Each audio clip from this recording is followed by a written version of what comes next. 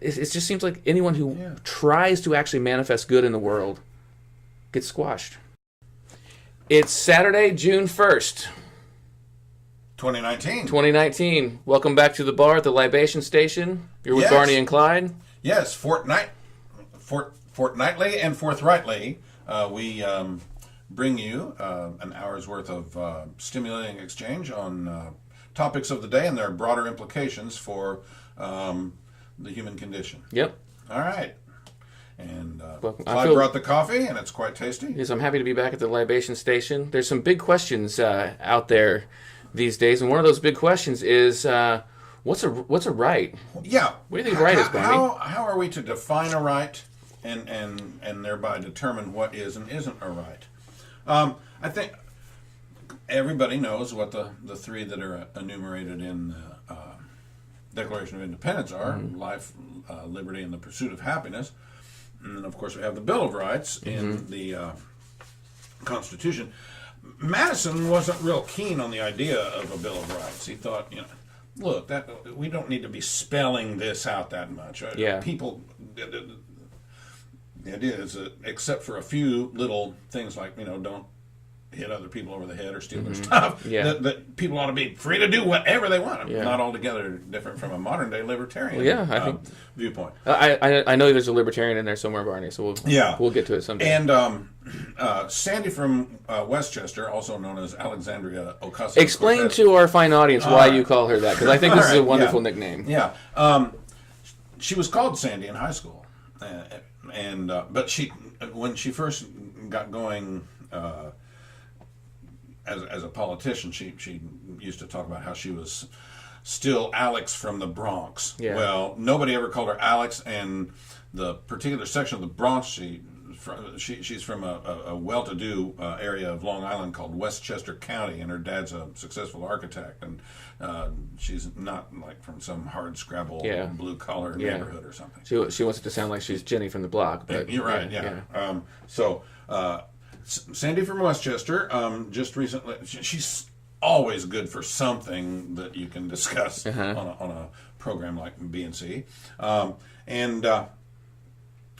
This past Thursday at a town hall event in the Bronx, she said that everybody should be given access to guaranteed homes before. I love that word, access. Let's talk about that a little bit. Okay, but before anyone is allowed to and this one gets the steam starting to come out of my ears. I love this. The privilege to earn a profit. The privilege to earn a profit. Yeah, I like that. Yeah. And she says we have to make sure that housing is being legislated as a human right. What does that mean? What it means is that our access and our ability and our guarantee to having a home comes before someone else's privilege to earn a profit. Yeah. Wow. Okay, yeah, go. Well, I wonder. I just wonder if you put the same stipulations on bartending. If I bartended for 10 years or more. Yeah, I did too. If at what point am I privileged enough to earn a tip? You know what I mean? Right. Once I've completed the transaction. And one thing I love about the word access is everyone has access to housing. You just need to pay for it because there's a pricing structure in place. Yeah.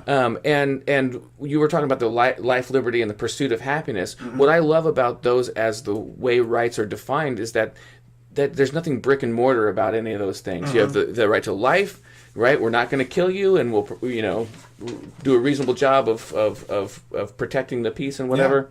Yeah. So to allow you to seek your own way through life. And access is a word that's not okay.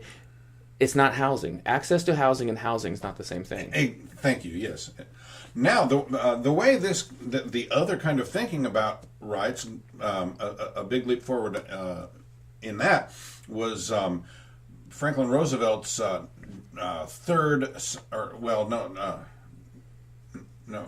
I was thinking of his inaugural address. No, his 1944 State of the Union address in January 1944, and in which he. You'll have to explain me on this one. He laid out a second Bill of Rights. His remedy was to declare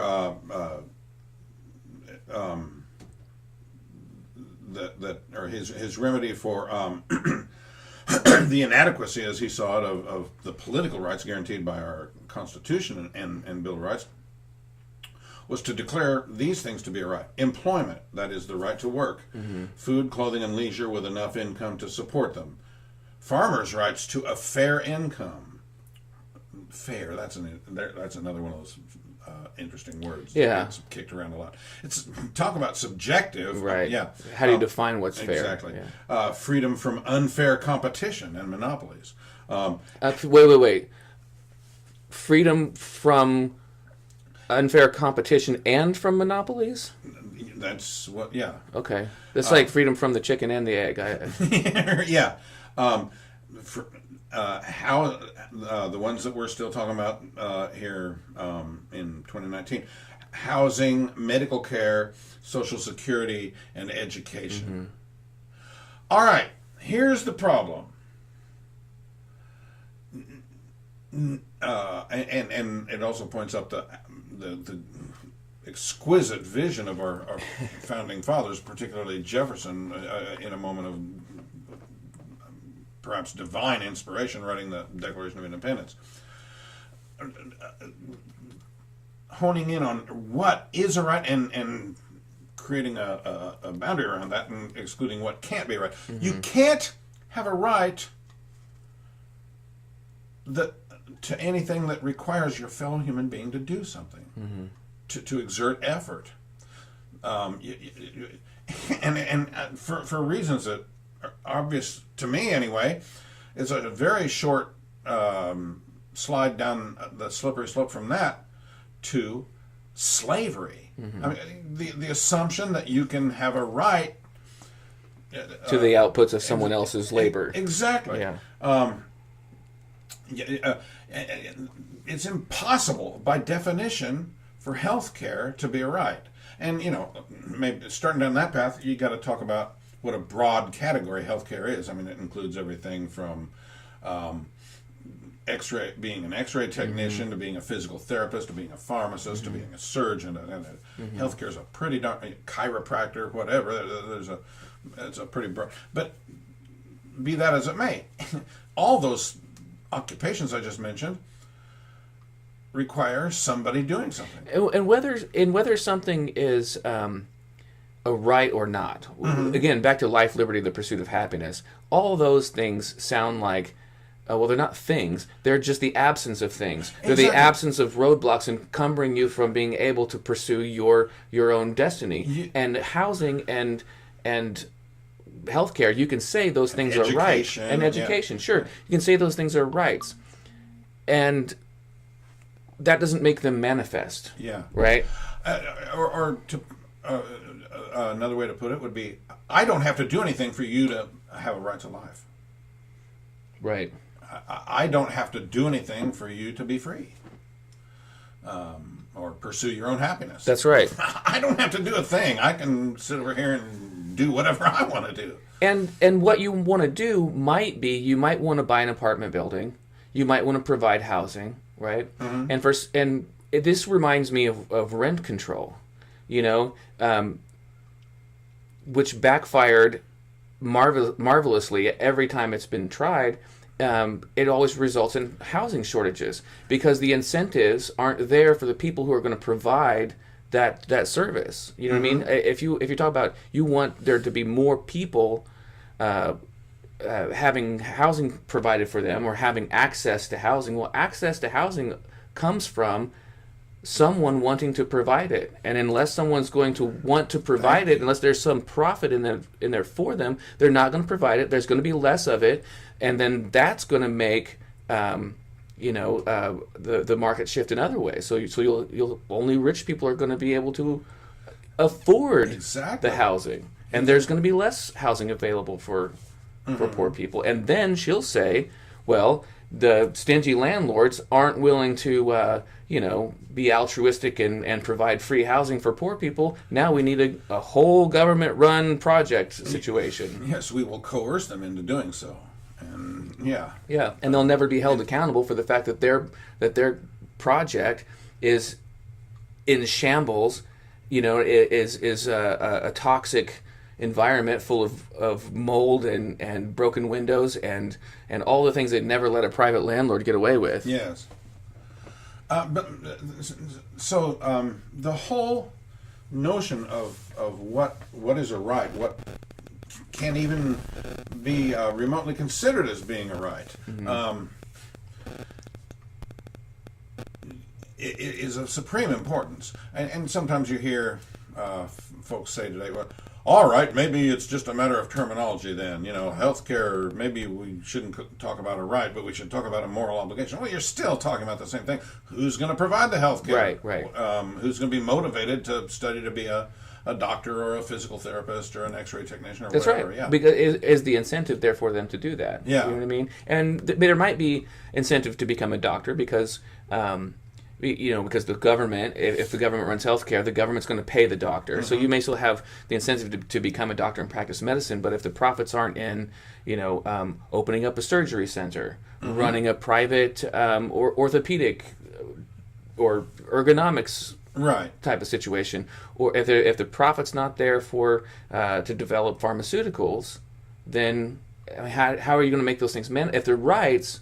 That doesn't make them manifest. How do you actually align the resources to make the stuff that people need?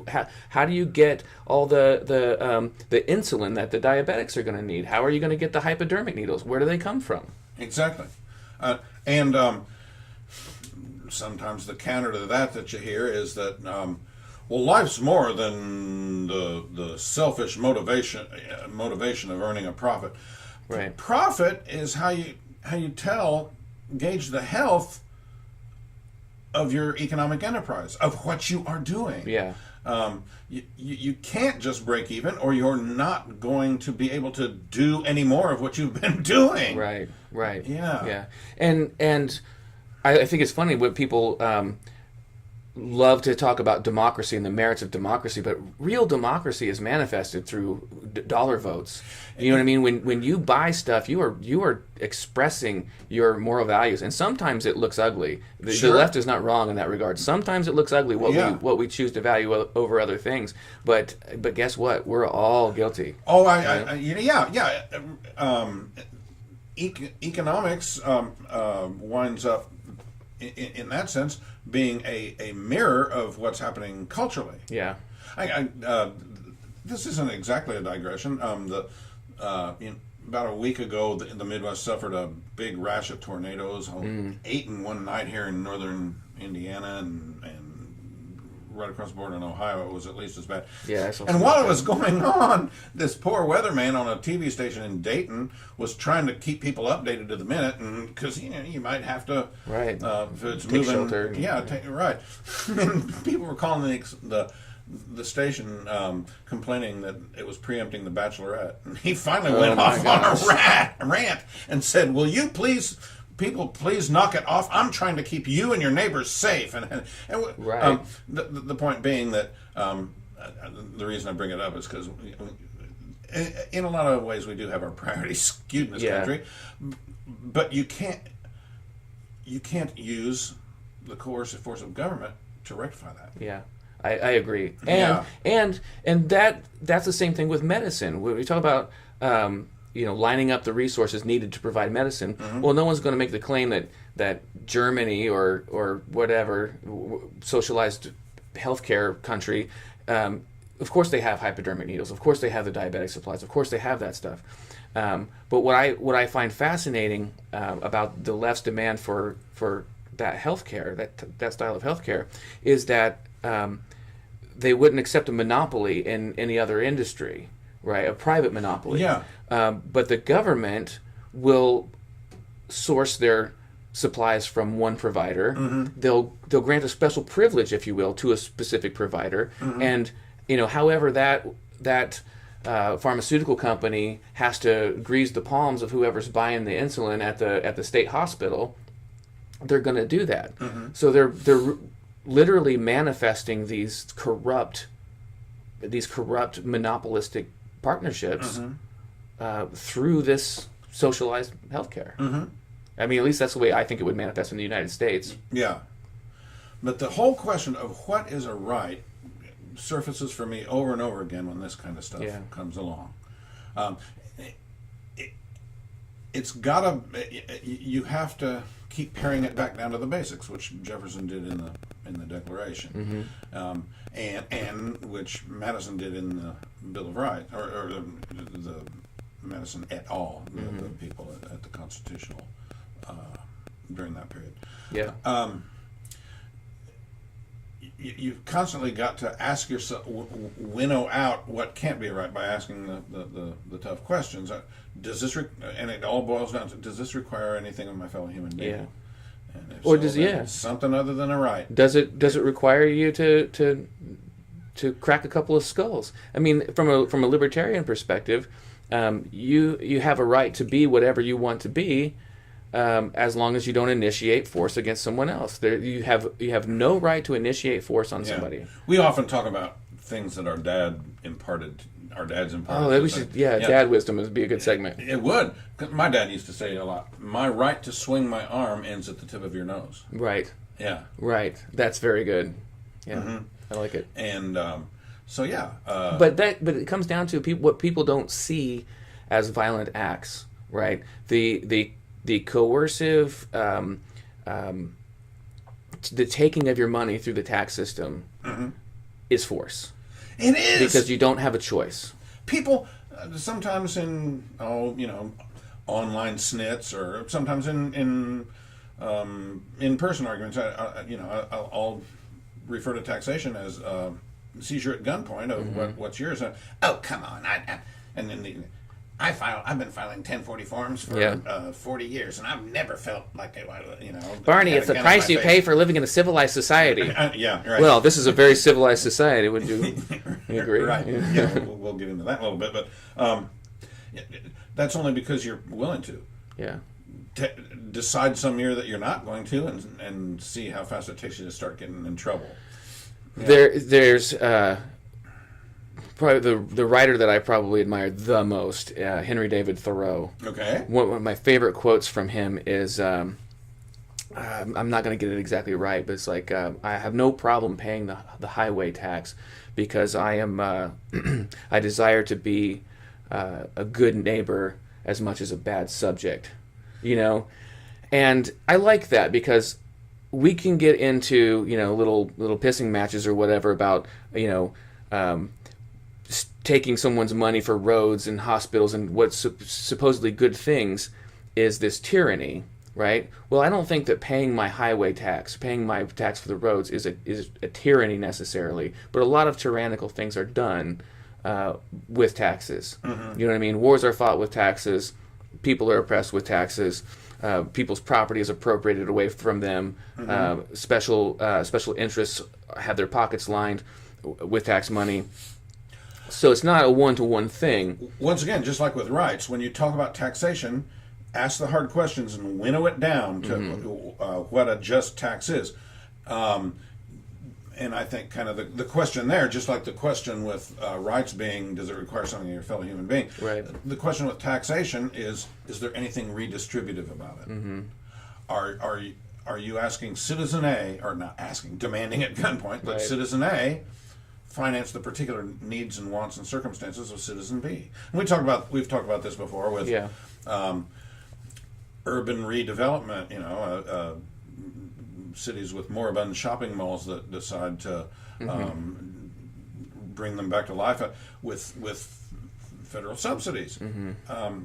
You're asking folks in Montana and Hawaii and Ohio and Alabama to cough up their hard-earned money, which is theirs because they earned it, to finance a mall that they'll never go. And if they refuse to pay the tax, you will throw them in a steel and concrete cage. Exactly. And if they don't go to the cage, you'll shoot them. Exactly. I mean, that is force. I'm sorry, but it's force. Even if it's for something as benign as roads or, which gets us back to the brilliance of the framers and the founders.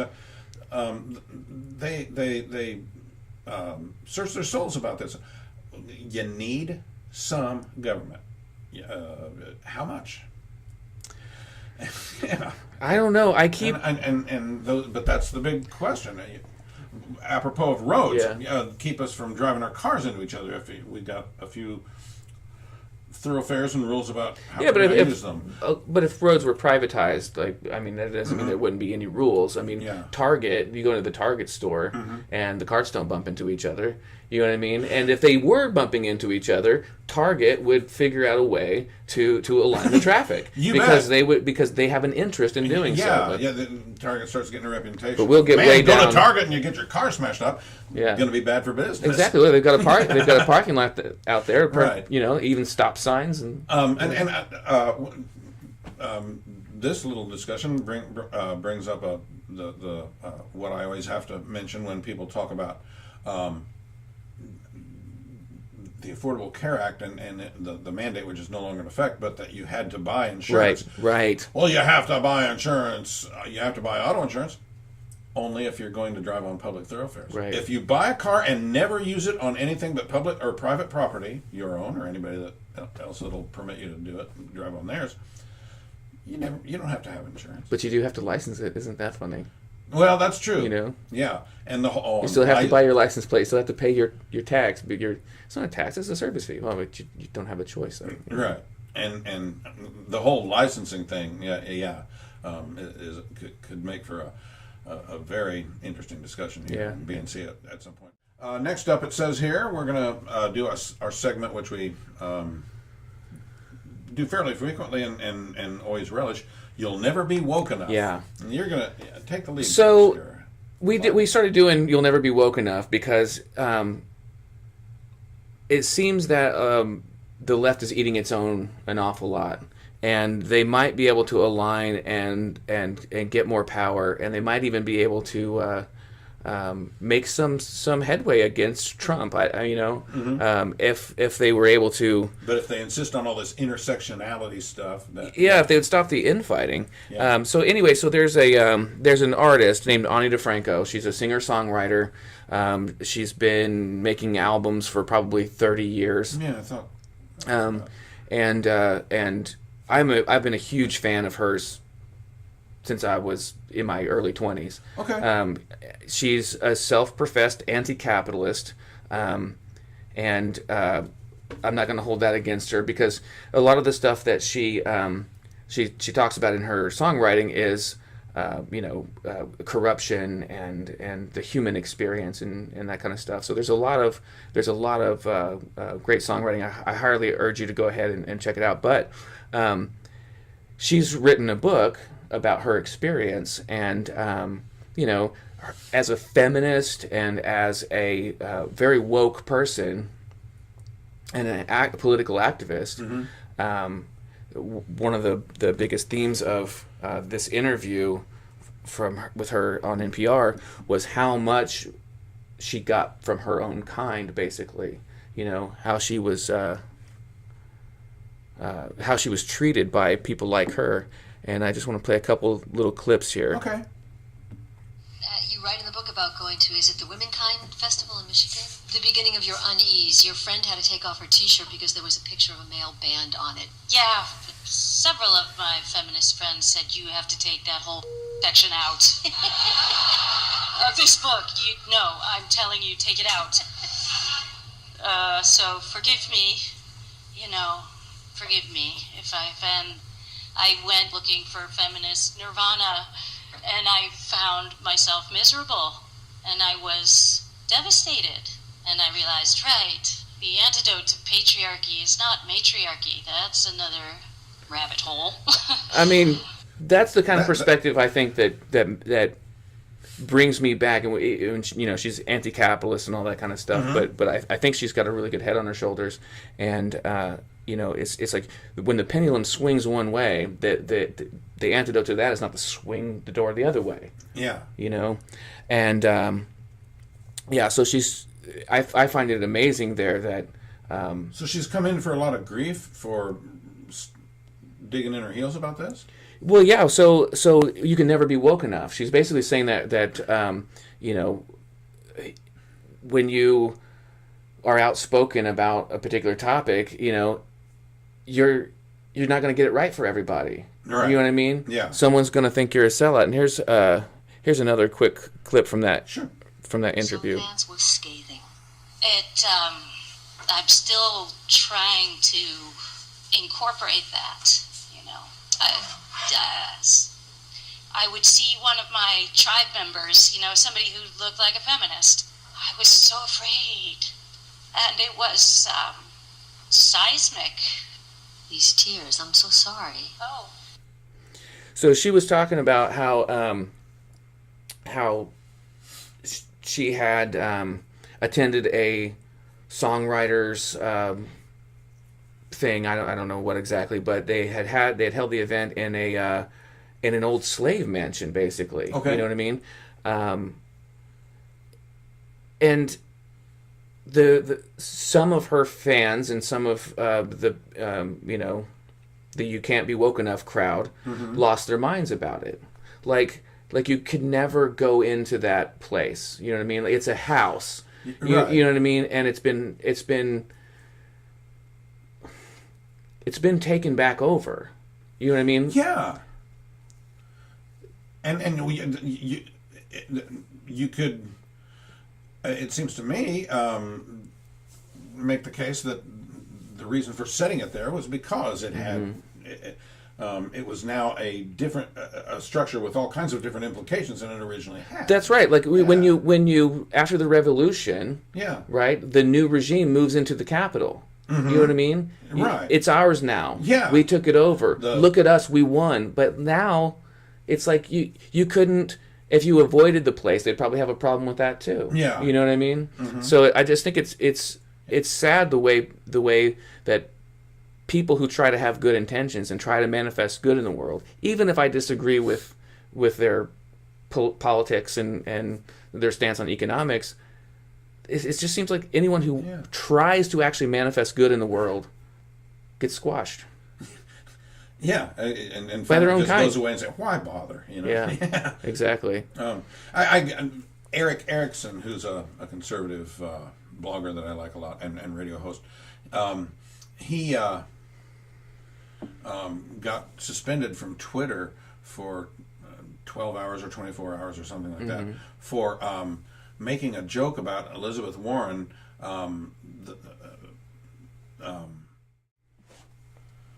Okay, here we go. He made a funny on Facebook. This is Eric Erickson. Eric Erickson about Elizabeth Warren, suspended for 12 hours for posting a joke poking fun at 2020 Democratic presidential candidate Elizabeth Warren's fake Native American Indian identity. Elizabeth Warren is set to introduce the Wrecking American Prosperity Under Marxism, or Wampum Act, wherein she gives away everything for free. And yeah, funny, and it also makes a little... Yeah. Twitter suspended him, and he's said, I suspect it's an algorithm. I doubt if some human being sat there and made a decision about this. But even the design of the algorithm is such that there's nothing denigrating to Native Americans in his little funny. There's a lot that's denigrating to Native Americans in her appropriation of their identity. Exactly. And how is the left not eating her alive? I realize that they're not really excited about her, but they still seem to be really in support of her. How are they not destroying her over this lie she's tried to perpetuate? But I didn't mean to digress too much, but no, I think it's just perfect. You it's can't an be woke example enough. of this level of touchiness that is out there now. And I think that it can bring us to our old news segment.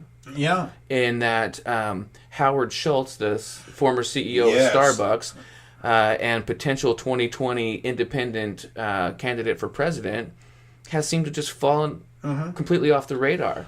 The old news segment, for those new listeners, is one in which something that had been big on the radar a month, 5-6 weeks ago, but seems to have kind of fallen off.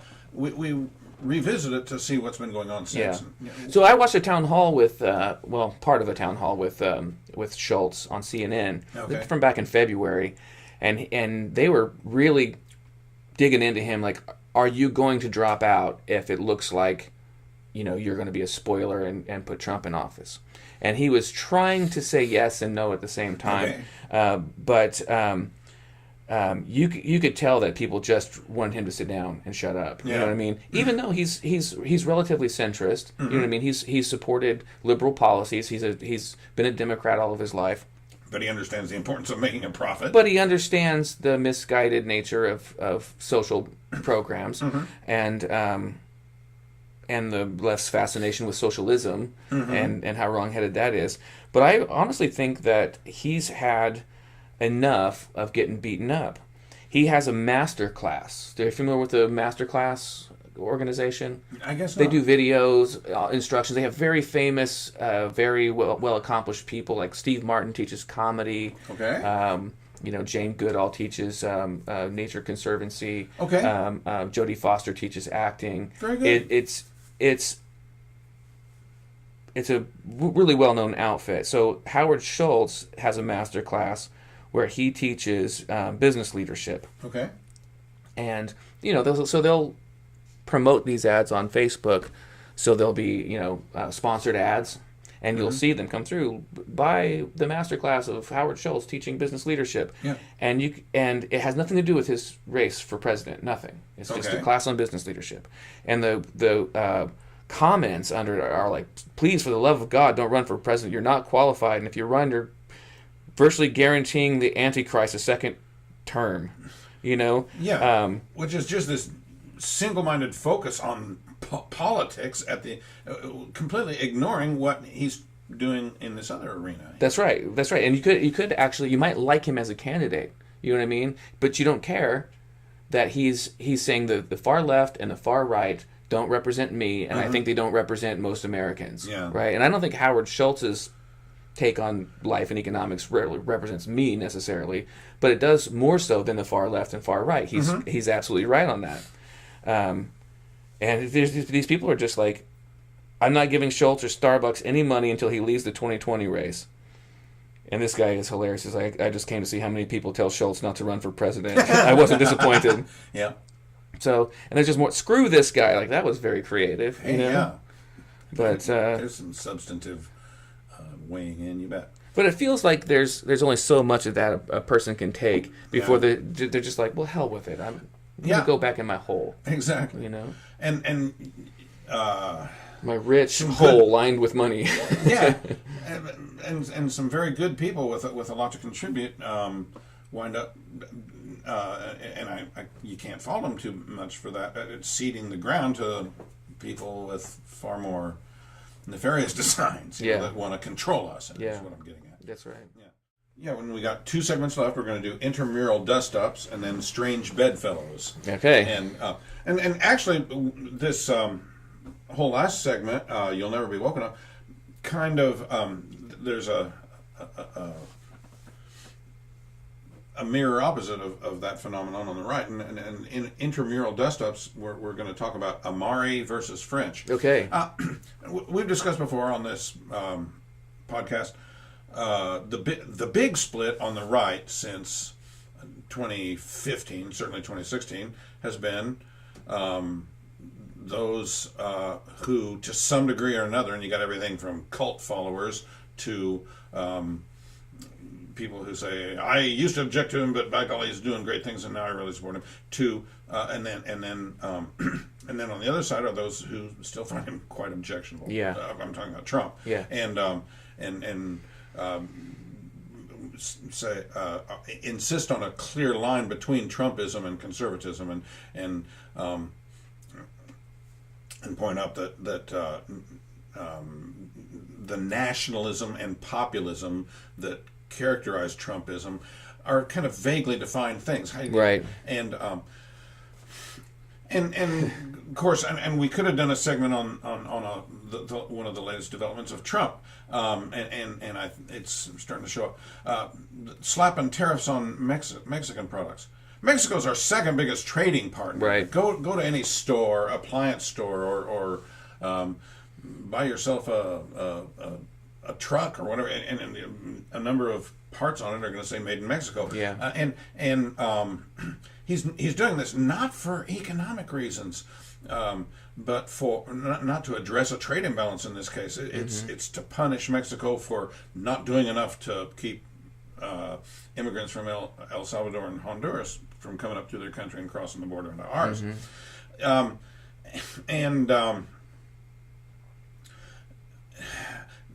people on the right are horrified that tariffs are taxes, as we've discussed, and it's anything but free market, and it's weaponizing a tax to address an entirely different issue. That's right. Immigration. Okay. That said. And it really pains me because I'm on this side of the spectrum, within the right side of the spectrum. What do you mean by on the strong border? Well, no. What I'm saying is, it pains me to see that now on the I object to Trump, never Trump for shorthand. I don't like that term at all. But there are rifts developing there. Okay. The latest, and I've been blogging about it at Late in the Day, which is my blog at which I post at least daily. If you'd like to stop by, I'll post the link at the end of the show. Okay, there you go. Maybe here. I've been posting quite a bit about it. Sohrab Amari is an interesting fellow. He was born and raised in Iran, and I didn't realize until I started finding out about his background that for many years after the 1979 Khomeini revolution, there was still a little pocket of Iranian society that was able to stay off the government's radar. People that nominally Muslim but basically secular, and that the women didn't cover themselves up, and there was booze in the home. You could pour yourself a cocktail, and they availed themselves of Western books and movies and things like that. I've heard that was sort of the state of Iran at large before before the U.S. Most of Iran was coup. like that prior to the revolution. Well, some folks were able to keep that lifestyle going for many years. Amari's family was like that. Finally, they did leave because they started to feel the hot breath of the regime on their neck, and came over here. Amari, I forget what he studied and where, but started getting going on a life in public policy and that kind of thing, and converted to Christianity. He's now a devout Catholic, and he, I think he was on the editorial staff at Commentary for a while. Now he's on. I think he's the editor of the op-ed page at the New York Post. Okay. And he's written a book or two, and very interesting guy. Sounds like he's no slouch. Yeah, and had the goodwill of a whole lot of conservatives for many years. He's recently started to cause people to clear their throats because he wrote this essay for First Things, which is a conservative intellectual Catholic magazine.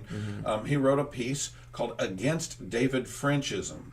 Now, for those who need a introduction to David French, he is a conservative writer at National Review, and he likewise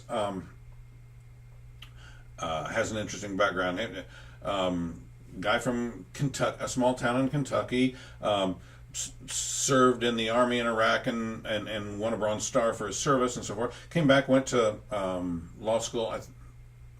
I can't remember, maybe Georgetown, but and practiced law, and then began writing for opinion magazines, and now he's a staff writer at National Review, and he has been a very prominent I object to Trump kind of conservative, which is there. Now let me talk about a third columnist, a guy named Kurt Schlichter, who also likewise served with distinction in Iraq, and then came home and got a law degree.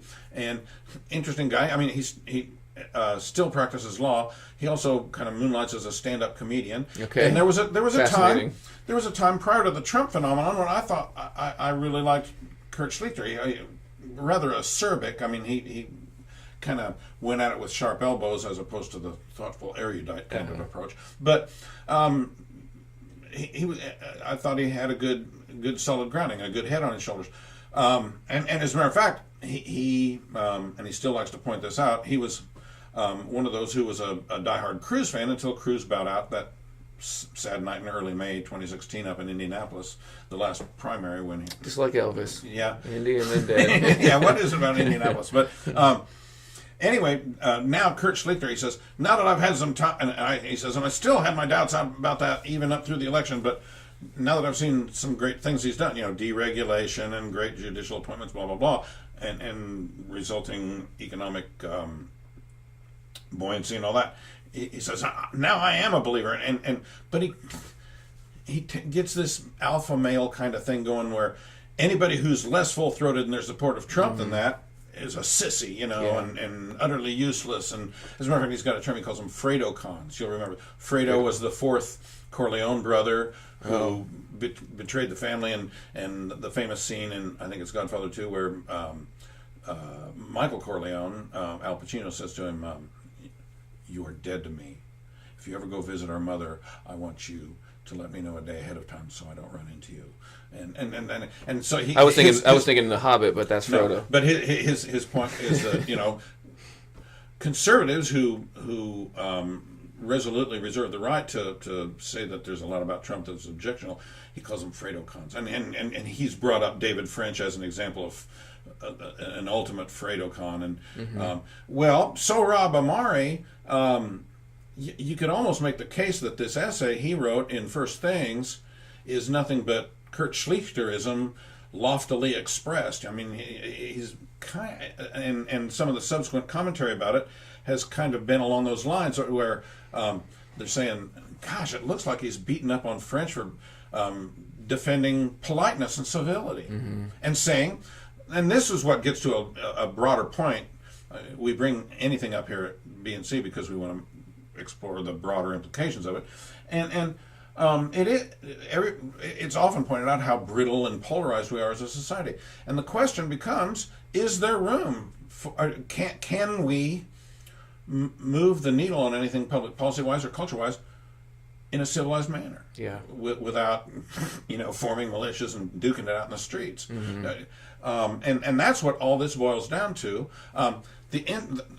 The latest one I came across, latest commentary on this, that I don't know. I mean, I this stuff's bringing my stuff up, as it were, because I'm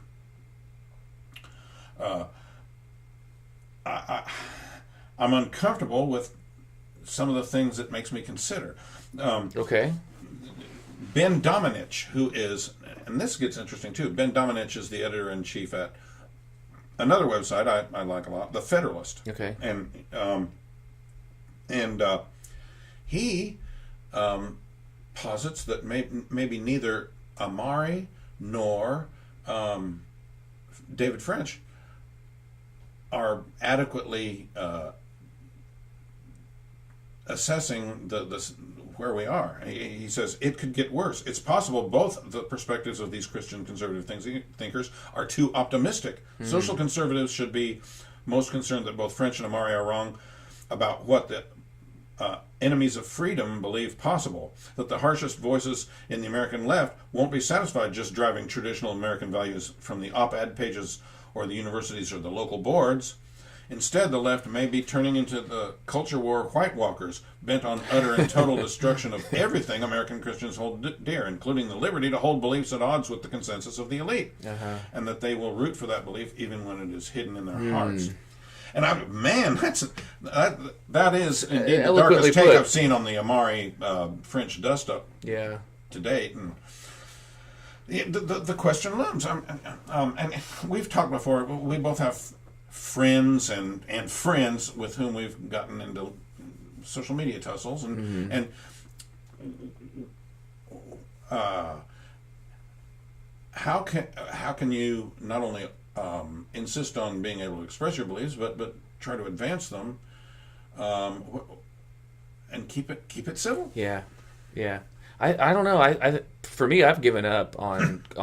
I don't need to put you through libertarian conversion therapy. Right. Okay. If you want to come over here, there's room on the boat. Get on board. Okay. But I'm not trying to convince you or anybody else anymore. You know what I mean? Like I will put my opinion out there, but I'm not. I have no stake in whether or not someone else becomes, ideologically similar to me. I would imagine you always find it encouraging when someone does. Sure. Yeah. And I want to live in a free society, so I get excited when people discover freedom, you know what I mean, and they want to come to it, and I think that a lot of them, again, they don't recognize what is force, And I think that they're not wrong, again, to play devil's advocate. I think that they're not wrong because there was such a long time where the conservative Christian community leveraged a lot of force on the community to keep people living their lives in a way that they didn't agree with. Yeah, and that's another one of the questions that arises from this dust-up is to what extent, if any, is a sense of morality properly injected into public policy. That's right. I mean, that's right. You gotta. We have laws against killing other people, and that's because it's because it's bad. my right to swing my arm ends at your nose. Yeah. Right. Okay. All right. So like, there's a lot of people who, for lifestyles, basically, right? So since the Supreme Court decision, gay marriage is the law of the land. Basically, it's permitted now, and I think the right has mostly given up that fight. Yeah, you know what I mean. Which the left will never congratulate them for having done, but still, to me it's a contradiction for the right to say that we're defending freedom, yet you have to live your life in this way. You know what I mean? I think a lot of people. There's a lot of Christian conservatives who will make laws around Christian values that force other people to live their lives in a certain way. And I saw a conservative Christian piece on some website the other day that made pretty much that point. And they were coming at it maybe from a different direction, but getting to the same point.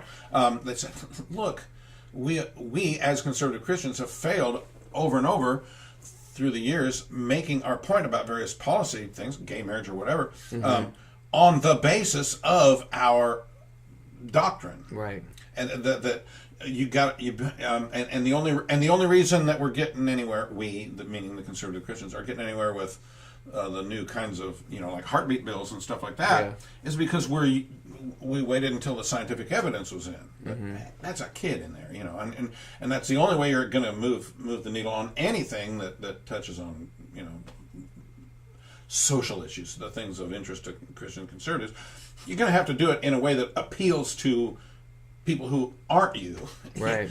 Yeah. Yeah. That's right. And for your freedom to be defended, if you want other people to be passionately defending your freedom, you have to passionately defend theirs. Yeah. You know what I mean? Even if you don't like the way they exercise it. We got time for one more segment? Yeah, let's do it. And once again, there's kind of a nice segue factor involved, because we're talking about society becoming more atomized, more brittle, more polarized, and even with rifts within rifts within rifts. You got I find Trump objectionable conservatives at each other now, and so forth. Encouraging? Is this encouraging? I think this is encouraging. I think it's at least interesting that this last segment here is strange bedfellows, and here's what it is. The other day, Sandy from Westchester. AOC tweeted, if you are a member of Congress and leave, you shouldn't be allowed to turn right around and leverage your service for a lobbyist check. At a minimum, there should be a long wait period. A short time later, former Republican presidential candidate Ted Cruz tweeted, here's something I don't say often. On this point, I agree with AOC. Indeed, I have long called for a lifetime ban on former members of Congress becoming lobbyists. The swamp would hate it, but perhaps there's a chance for some bipartisan cooperation. Yeah. And the freshman Democrat replied, if you're serious about a clean bill, then I'm down. Let's make a deal. She said that if they can agree on legislation with no partisan snuck-in clauses, then I'll co-lead the bill with you. Fantastic. Cruz then replied, you're on. And they each... the teams that are going to pursue this in the House and the Senate are pub dem matchups. In the House, it's going to be Senator Brian Schatz, in the Senate, Senator Brian Schatz, a Democrat from Hawaii, is going to team up with Cruz, and over in the House, it's going to be Sandy from Westchester and Chip Roy, a Republican from Texas. Fantastic. And that is really encouraging. But there's this Venn diagram overlap. Yeah. They both think that they both feel strongly that. former Congress people going in, taking up careers as lobbyists is wrong. You got any strong feelings about that, one way or the other? Well, first of all, it's encouraging to see the cooperation. It is encouraging to see the cooperation. I think it's funny, though, that they are cooperating on telling other people what they can't do with their own careers. I know that, but I'm not mad about it. Like I don't think that's the hill I want to die on. Like I want to defend freedom. And I think people should be free to do the things that they want to do.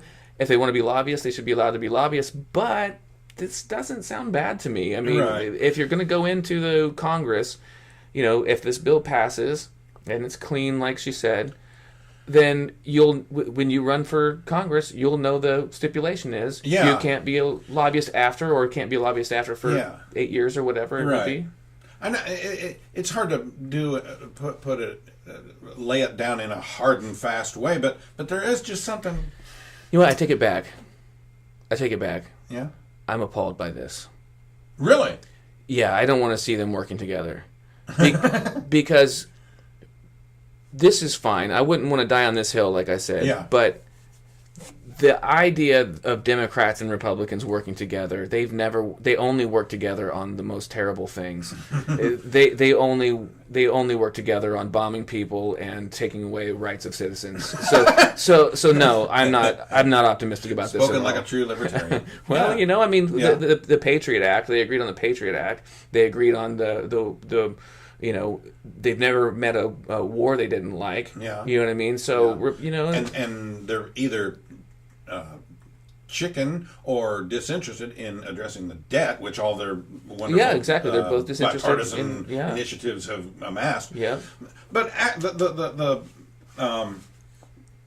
the actual subject matter of what they are agreeing on here, like I say, it's hard to come down hard and fast with a state a principle about it, but there's just something kind of smelly about somebody who serves in the House or the Senate for, say, 10, 12 years, and then they go down the street to K Street and set up an office and call one of their old colleagues. Hey, how are things going? I keep up with what you guys are doing. Yeah, and been a while since we played golf together. Hey, you free for lunch? I got something I want to talk to you about, and and it's kind of implied I'll bring my checkbook too.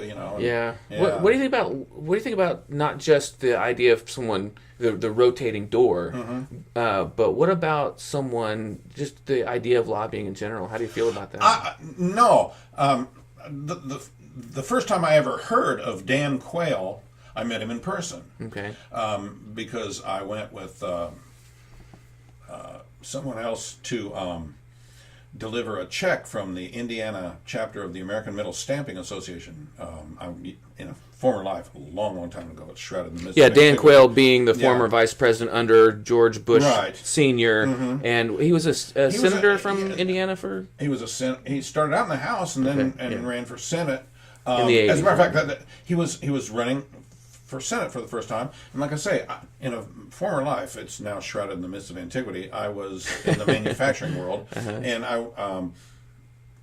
like I say, I went with someone else to present a check from the Indiana chapter of the American Metal Stamping Association to Dan Quayle's campaign up at his headquarters office in Indianapolis, and we handed him a check.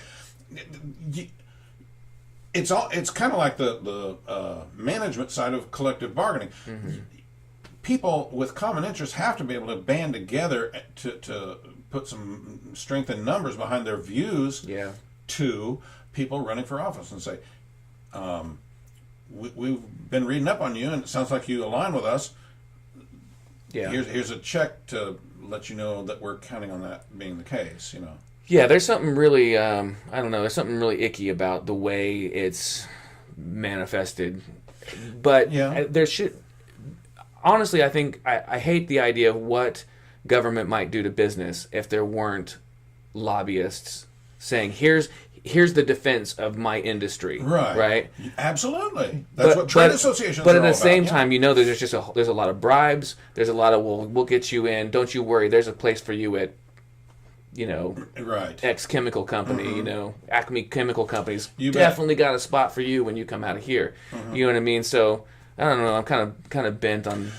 I like the idea of lobbying, because I want people to be able to defend their industries, but I also don't like the manifestation of. I have a friend who works for an organization who does that for small businesses. So they sort of do a collective bargaining thing and lobby based on businesses that wouldn't be able to afford to have their own lobbyists. Yeah. So.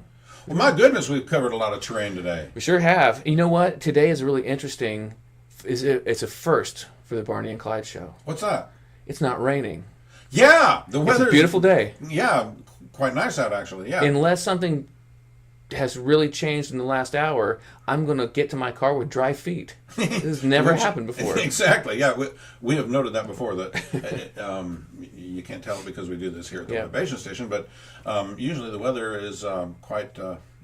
Yeah. This is our 7th episode. This is the first one where it hasn't been raining. I'm serious, raining buckets, and the water swells outside your house in the street, and it literally gets a foot deep where I park. So this is, and I have to carry all the expensive gear out of here because can't you tell how quality this podcast is? Absolutely, this gear is really expensive.